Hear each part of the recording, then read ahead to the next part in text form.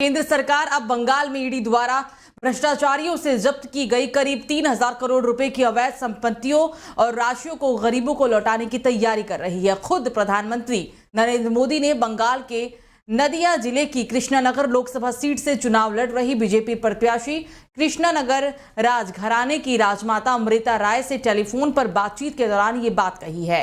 PM ने इस संबंध में कानूनी रास्ते खोजने की भी बात कही। राजमाता के खिलाफ तृणमूल कांग्रेस ने अपने महुआ मोइत्रा को उम्मीदवार बनाया है। बंगाल में ईडी ने गरीबों से लूटी गई करीब 3,000 करोड़ रुपए की संपत्ति जब्त की थी, जिसे उन्हीं गरीबों को वापस लौटाने की दिशा में अब काम किया जा रहा है और इसके लिए कानूनी परामर्श भी लिए जा रहे हैं। पीएम ने कहा कि वो उन कानूनी विकल्पों पर काम कर रहे हैं जो ये सुनिश्चित कर सके कि बंगाल में शिक्षकों, क्लर्क की नौकरी के लिए रिश्वत के तौर पर जिन गरीबों का पैसा लूटा गया वो उन भ्रष्टाचारियों की जब्त संपत्तियों के जरिए उन तक वापस पहुंच जाए।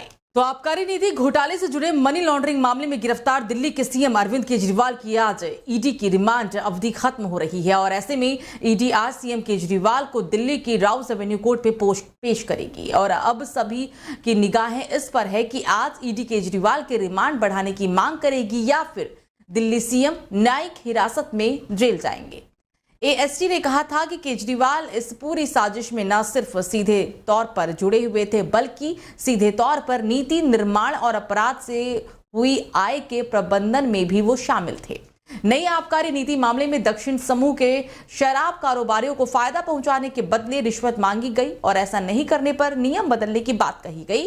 तो वहीं अरविंद केजरीवाल की पत्नी सुनीता केजरीवाल ने कहा कि उनके पति 28 मार्च को शराब नीति मामले में कोर्ट में बड़ा खुलासा करेंगे। वो न सिर्फ सच्चाई बताएंगे बल्कि पूरे सबूत भी पेश करेंगे। 2 साल की जांच के बाद ईडी को एक भी पैसा और सबूत क्यों नहीं मिल पाया?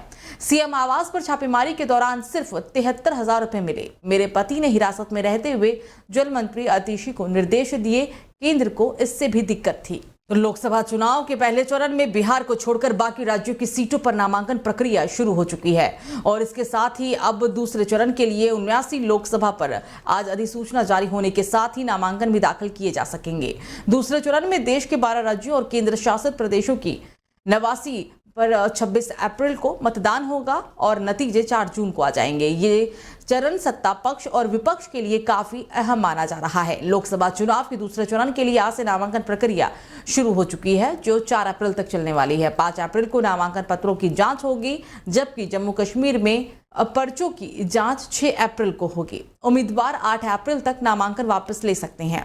30 और 31 मार्च को यानी कि शनिवार और रविवार को सरकारी अवकाश है और ऐसे में उम्मीदवारों को नामांकन करने के लिए सिर्फ 6 दिन ही मिलेंगे। नामांकन के लिए सुबह 11 बजे से लेकर दोपहर 3 बजे तक रिटर्निंग ऑफिसर ने समय यहां पर तय कर रखा है। तो चलिए खबरों में आगे बढ़ते हैं। केंद्रीय वित्त मंत्री निर्मला सीतारमण ने लोकसभा चुनाव लड़ने संबंधी भारतीय जनता पार्टी के प्रस्ताव को अस्वीकार कर दिया है। उन्होंने इसके पीछे की वजह बताते हुए कहा कि उनके पास लोकसभा चुनाव लड़ने के लिए उस तरह का जरूरी फंड नहीं है। बीजेपी अध्यक्ष जेपी नड्डा ने उन्हें आंध्र प्रदेश या तमिलनाडु से चुनाव लड़ने का विकल्प दिया था। एक कार्यक्रम के दौरान निर्मला सीतारमण ने कहा कि 1 हफ्ते या 10 दिन तक सोचने के बाद मैंने जवाब दिया, मेरे पास चुनाव लड़ने के लिए उस तरह का पैसा नहीं है, चाहे वो आंध्र प्रदेश हो या फिर तमिलनाडु। मैं बहुत आभारी हूं कि उन्होंने मेरी दलील स्वीकार कर ली, इसलिए मैं चुनाव नहीं लड़ रही हूं। तो कैश फॉर क्वारी केस में प्रवर्तन निदेशालय यानी कि ईडी ने टीएमसी नेता महुआ मोइत्रा से आज पूछताछ के लिए बुलाया। ईडी के सम्मन पर आज महुआ मोइत्रा पेश भी होंगे। निर्वाचन क्षेत्र कृष्णानगर में प्रचार करने वो जाएंगे और ईडी उनसे विदेशी मुद्रा उल्लंघन यानी कि FEMA मामले में पूछताछ करना चाहती है। दरअसल जांच एजेंसी इससे पहले भी मोइत्रा को 2 बार सम्मन भेज चुकी है लेकिन वो पेश नहीं हो पाई थी। महुआ के अलावा ईडी ने कारोबारी दर्शन हीरानंदानी को भी सम्मन जारी कर आज पूछताछ के लिए बुलाया है।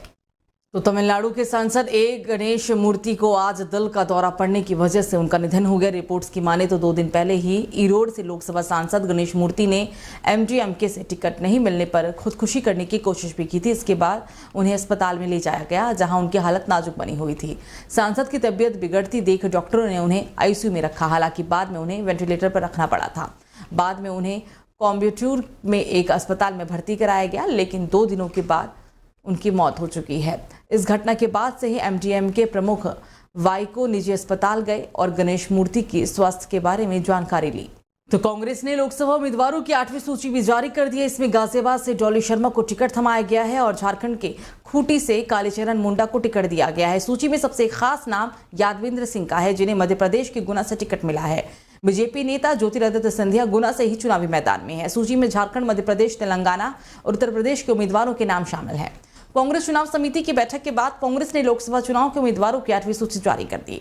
इसमें 14 उम्मीदवारों के नाम का ऐलान किया गया। सूची में झारखंड के 3, मध्य प्रदेश के 3, तेलंगाना के 4 और उत्तर प्रदेश के 4 सीटों पर उम्मीदवार घोषित किए गए। कांग्रेस की तरफ से जारी सूची में उत्तर प्रदेश की 4 सीटों पर उम्मीदवार के नाम का ऐलान किया गया। तो वहीं इनमें गाजियाबाद से डॉली शर्मा, बुलंदशहर से शिवराम वाल्मीकि, सीतापुर से नकुल दुबे और महाराजगंज से वीरेंद्र चौधरी के नाम शामिल थे। कांग्रेस ने पिछले लोकसभा चुनाव में भी गाजियाबाद से डॉली शर्मा को ही टिकट दिया था और इस बार भी कांग्रेस ने उन पर ही भरोसा जताया है। पिछली बार हालांकि डॉली शर्मा को इस सीट पर बीजेपी सांसद वीके सिंह से हार का सामना देखना पड़ा था और इस बार इस सीट पर उनका मुकाबला भाजपा उम्मीदवार अतुल गर्ग से होगा।